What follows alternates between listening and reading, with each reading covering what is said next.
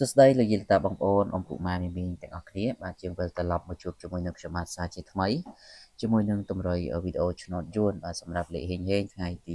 8ខែ8ឆ្នាំ2026បាទថ្ងៃនេះថ្ងៃល្អមែនទែនបងប្អូនជួយចុច Subscribe ម្នាក់មួយហើយដាក់សញ្ញារូបកណ្ដឹងផងបាទដើម្បីទទួលបាននៅតម្រុយថ្មីនិងទទួលបាននៅលាសំណាងទាំងអស់គ្នាបាទបងប្អូនកុំឲ្យបងប្អូនទន្ទឹងរង់ចាំយូរសូមបងប្អូនត្រៀមក៏ដែរដើម្បីធ្វើការកត់ចំណាំនិងយកលេខទៅលេខទាំងអស់គ្នាបាទដោយលេខដែលយើងនឹងធ្វើការផ្សងសំណាងនេះគឺយើងមានលេខតូច4គ្រាប់សម្រាប់ចែកជូនទៅកាន់បងប្អូនហើយតើតើនៅវីដេអូតម្រុយលេខនេះគឺសូមបញ្ជាក់បាទគឺអត់មានគិតលុយគិតកាក់ពីបងប្អូនទេបាទគឺចែកជូនដោយឥតគិតថ្លៃចែកជូន free ទាំងអស់គ្នាតែម្ដងបាទសំខាន់ឲ្យតែបងប្អូនទស្សនាពីដើមរហូតដល់ចប់គឺបងប្អូននឹងទទួលបាននៅតម្រុយលេខថ្មីពី channel ខ្ញុំបាទហើយក៏កុំភ្លេចជួយចុច Subscribe និងចុចជាម្នាក់មួយផង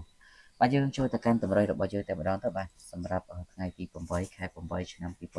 2026សម្រាប់លេខឆ្នោតយួនម៉ោង10កន្លះម៉ោង1កន្លះម៉ោង4កន្លះនិងម៉ោង6កន្លះបាទយើងលេខ3ម៉ោង4ម៉ោងហ្នឹងបងប្អូនបាទអាចលេខ4ម៉ោងហ្នឹងបាន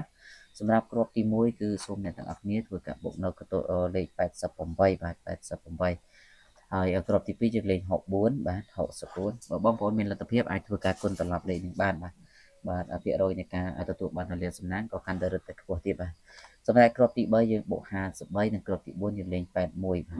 អញ្ចឹងនេះគឺជាតម្រុយលេខតូចសម្រាប់បងប្អូនយើងទៅធ្វើការផ្សងសំណាង4ម៉ោងដែលបានជម្រាបជូនខាងលើ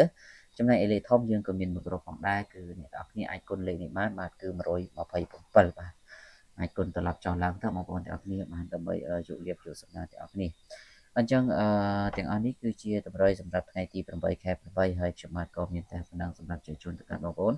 បាទសង្ឃឹមថាបងប្អូននឹងទទួលបាននូវលាភសំណាងទាំងអស់គ្នាសូមអរគុណសូមគោរពលា